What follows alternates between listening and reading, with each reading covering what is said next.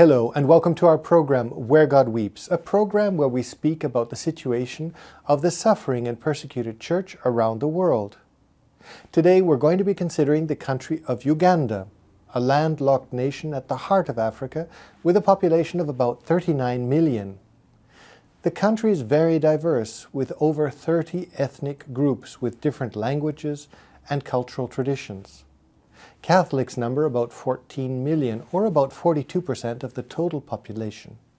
To tell us more about the situation of the country and the Catholics there, it's my great privilege to welcome Sister Christine Ritza, the Superior General of the Immaculate Heart Sisters of Mary, Reparatrix. Sister Christine, thank you for being with us here today in our program. You're welcome, Mark. Thank you so much for inviting me.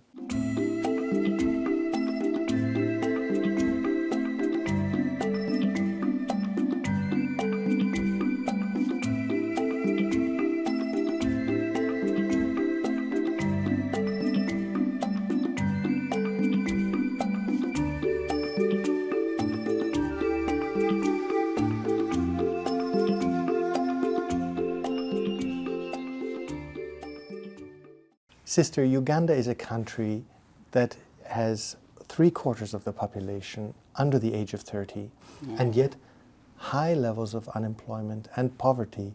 So we could say rich in family, but poor in material goods. It is true. How would you describe this situation of this wealth on one side of the young people, but at the same time poverty? And what do we understand by poverty?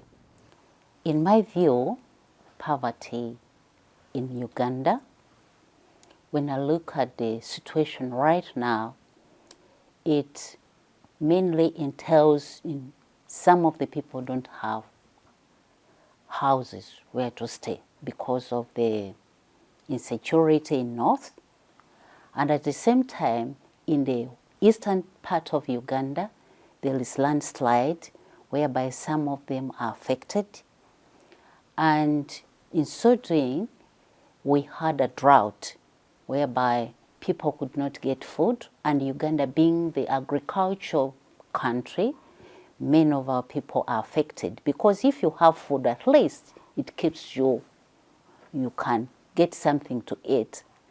And at the same time in Uganda many people are no longer employed. After their university they look for jobs, they rot around, and in so doing you can even get thieves because young people would need to get something. Others stand on the road looking for money, looking for something to eat, and the parents also can't maintain because you know Ugandans, we have big families from 5 to 10 children. So if the father and mother can support the first one, take them to the university, she expects these people after their university or after their education, they will be able to be employed and later support the young ones. But these days, it is not possible. Is there a great frustration among the young people? Yes, and now what has affected the young ones have started taking drugs.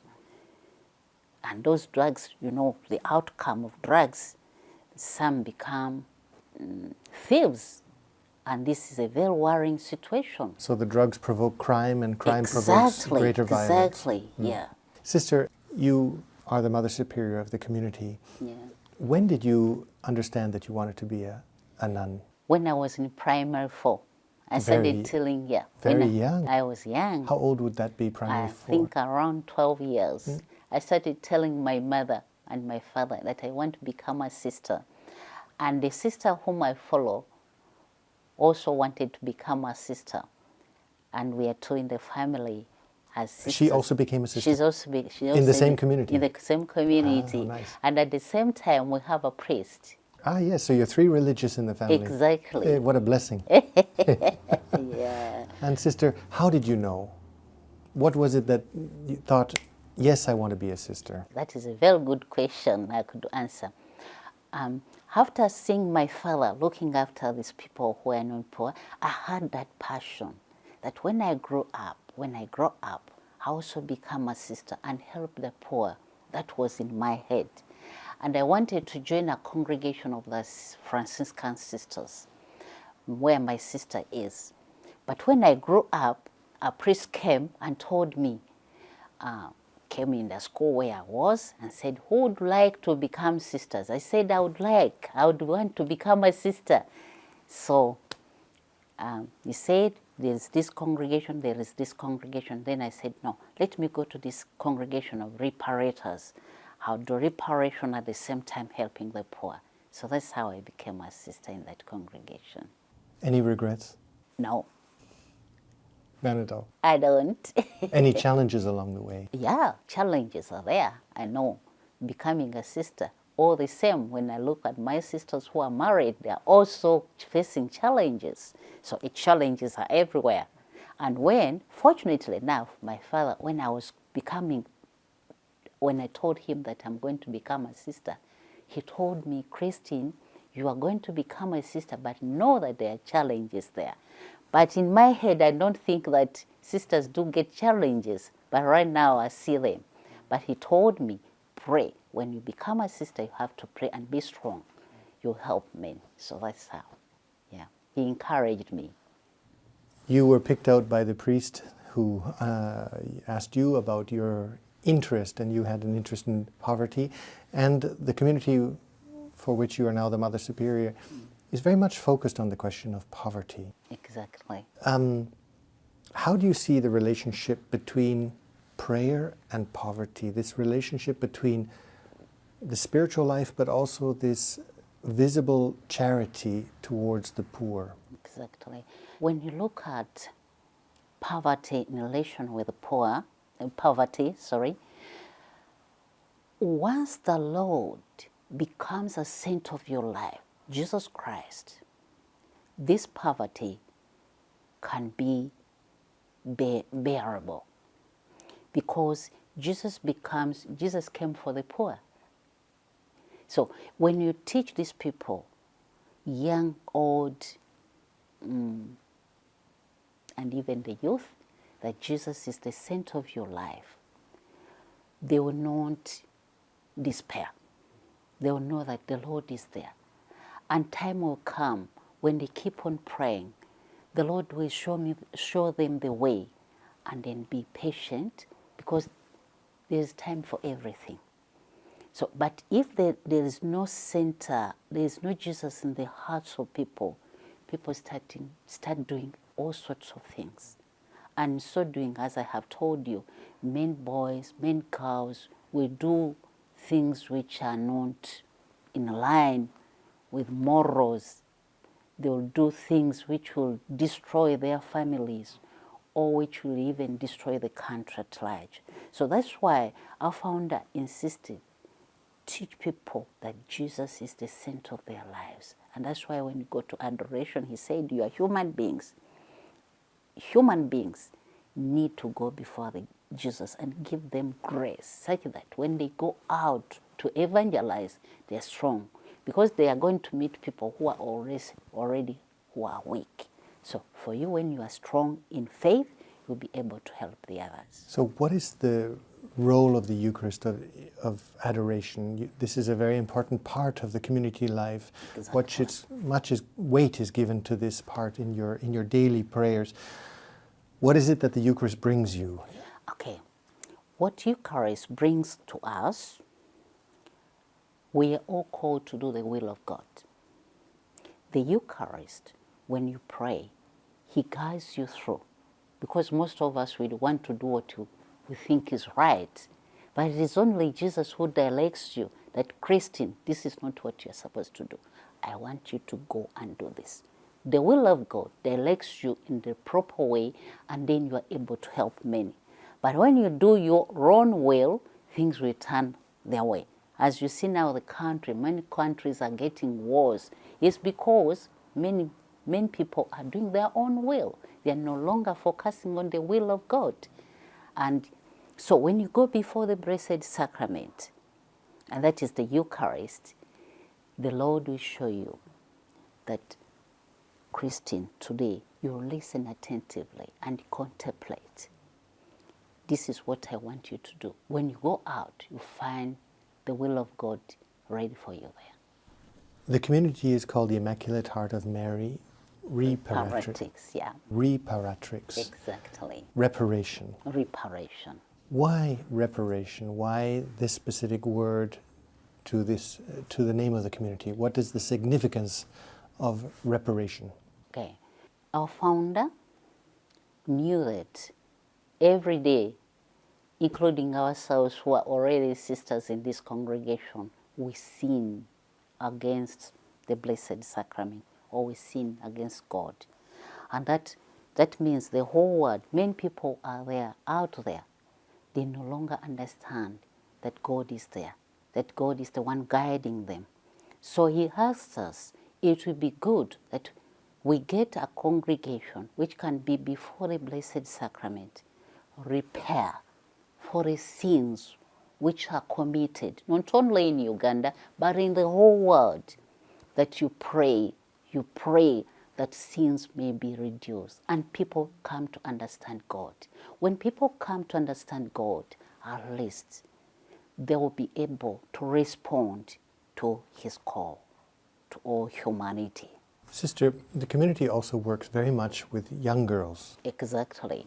Why particularly the issue of young women in Uganda? Why is this important, first of all? And then secondly, what is it that you as a community are doing for and with these young women? But first of all, what's the problem? What's the problem among the girls? Yes, And why? What is it that you have understood that needs the help, particularly for the young women in Uganda? Yes. In Uganda, in early days, women were not respected. And many women were not going to school, were not educated. So, and at the same time, our founder thought it wise that it is a woman who is always with children. So women are not respected. At the same time, women are there specifically for the whole family. Mother, very important. So he said, let's focus on women.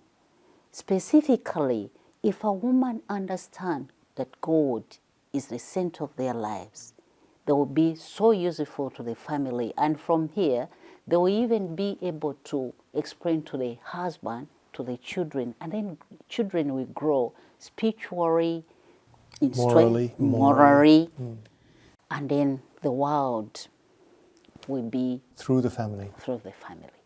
How does this express itself concretely? What projects are you doing concretely with young women in Uganda?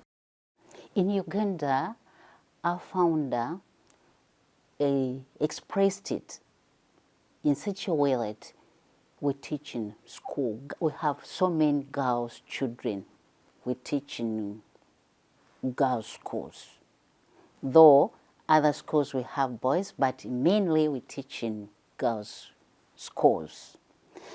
And from there, much as we give them education, but we make sure that they get that moral part of it and spiritual part of it.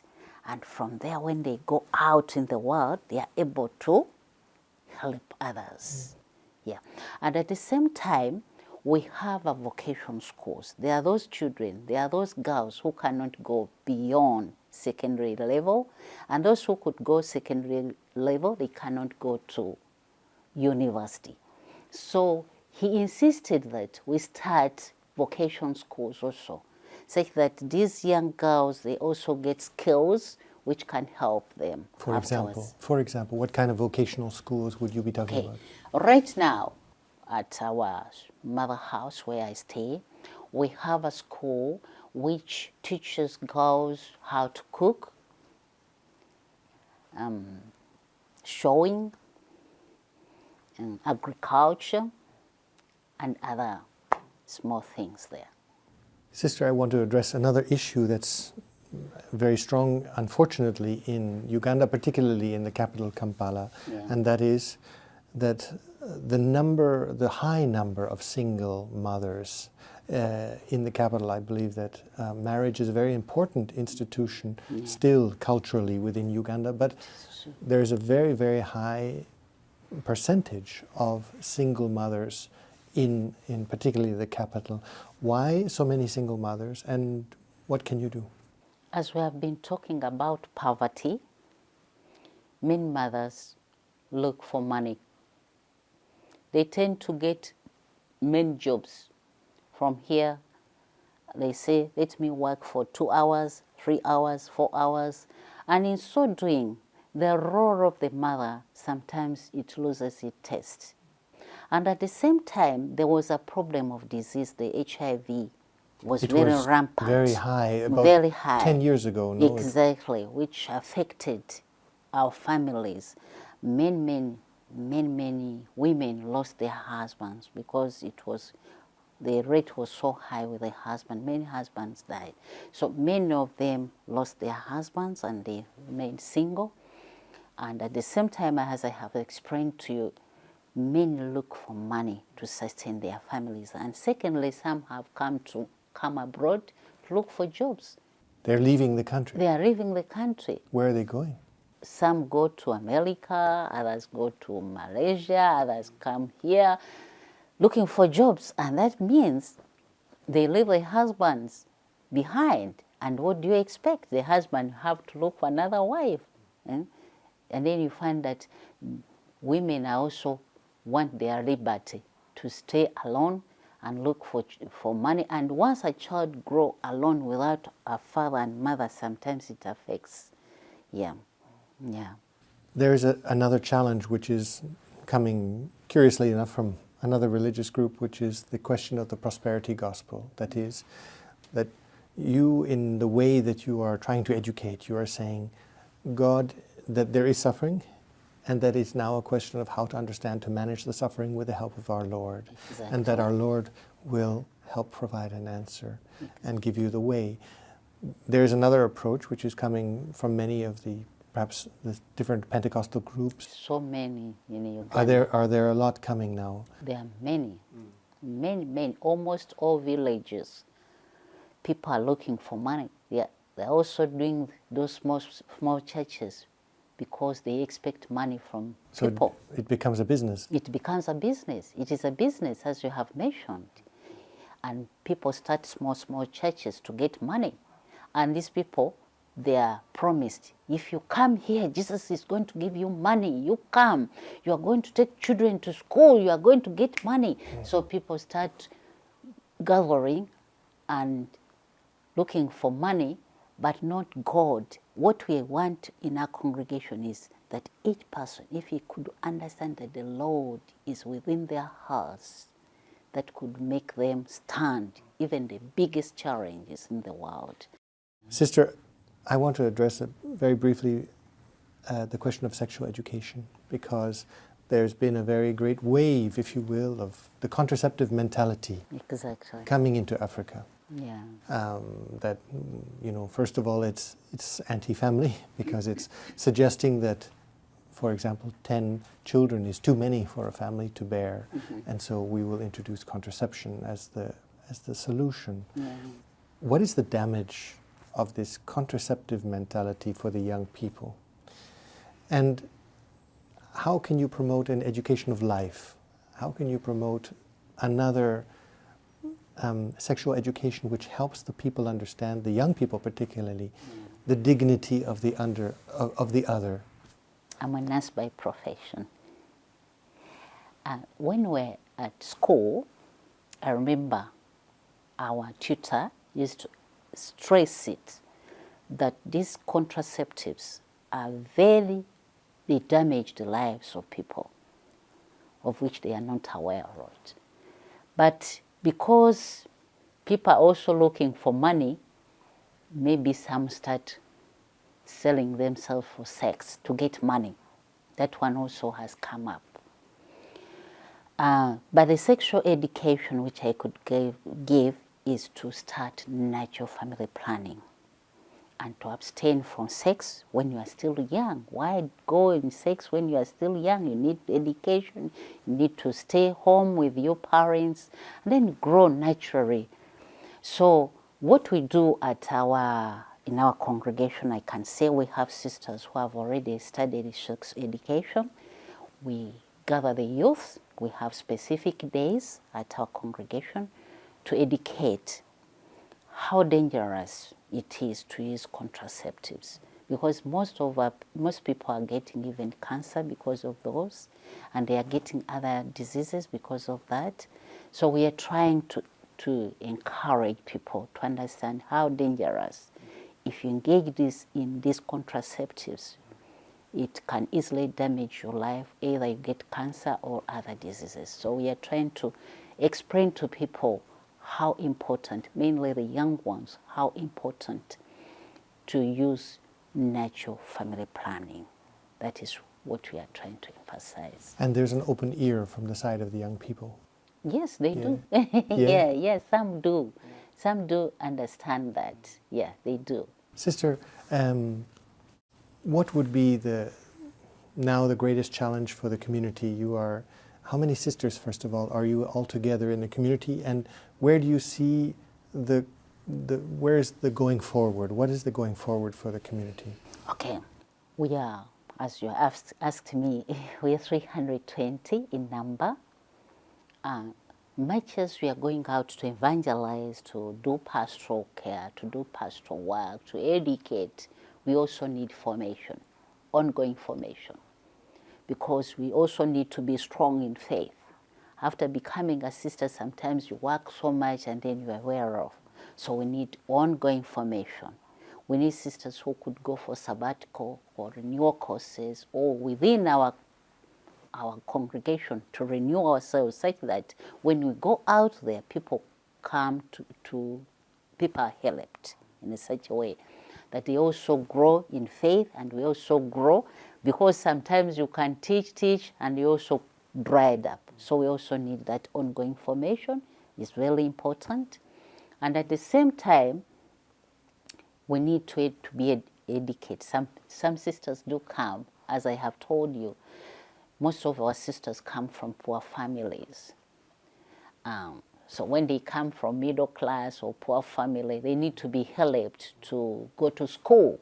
Right now, I have about 54 sisters in school. Some are in the universities, others in the college, others in the senior secondary, to be helped, because the word is growing. You need to teach them.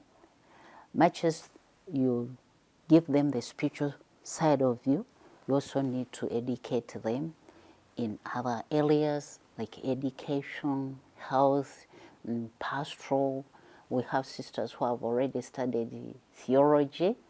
We have sisters who are studying canon law, such that they can help the whole world. People are yearning for God, they don't understand. So if we who are doing pastoral or evangelization, if we are not well versed in that area, you also get lost. They get lost. So we need to be well grounded in those areas, such that people can understand.